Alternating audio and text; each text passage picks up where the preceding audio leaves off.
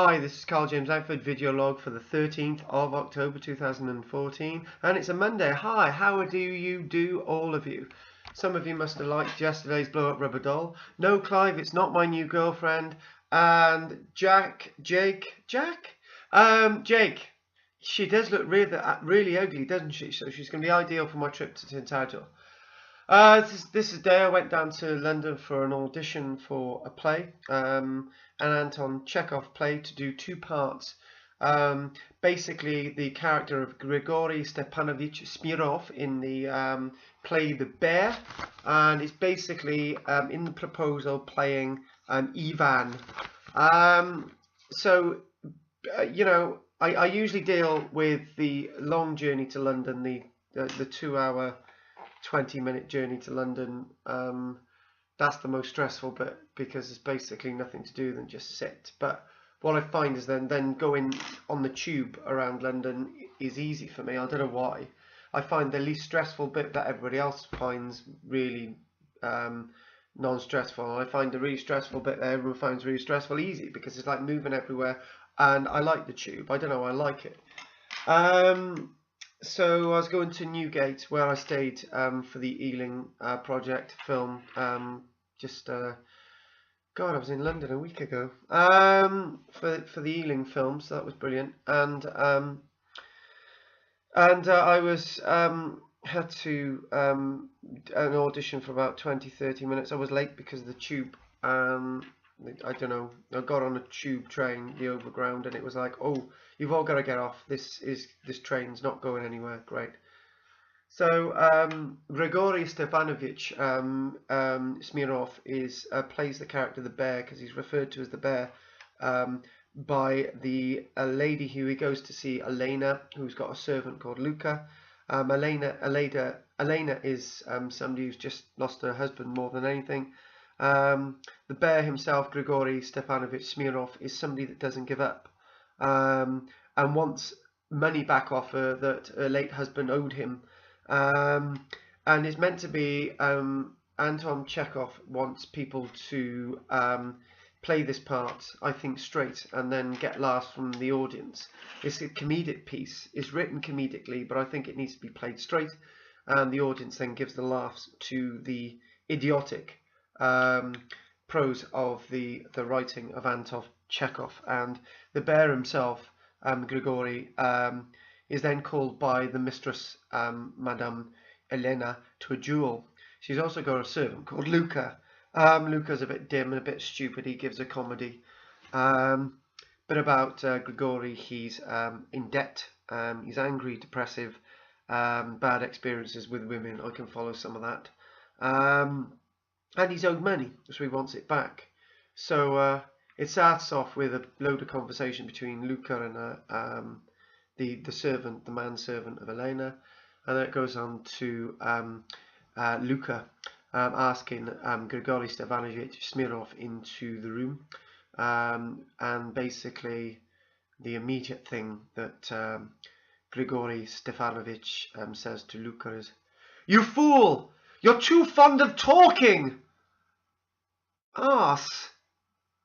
Difficult to say that word arse when you're trying to perform it. And then Madame Elena's there, and obviously he says, "Madame, I have the honor to present myself. I am Grigory Stepanovich Smirnov, landowner and retired lieutenant of artillery. I am compelled to disturb you on a very pressing matter." And then Elena says, "What do you want?" And then Grigory goes, "Your late husband, with whom I had the honor of being acquainted, died in my debt for 1,200 rubles on 2 bills of exchange, as I've to pay the interest on a mortgage tomorrow. I've come to ask you, madame, to pay me the money today." And then the whole play is about her refusing to pay him, and that she's going to pay him the day after tomorrow. There's a lot made about sort of today and tomorrow, and it's a debt that her late husband owed the Bear, Grigory Stefanovic Smirnov, over some oats that Elena's late husband failed to pay him. So that was basically it. So in that audition, I failed to get any of those lines right. I'd gone over it so many times over and over again. And I probably realised that 12 audition dates in London, travelling up to London and then travelling back and then doing the play. I think probably the director, I don't know, we'll see how it goes. But then I got back, I hadn't eaten all day, which is a really, really bad idea.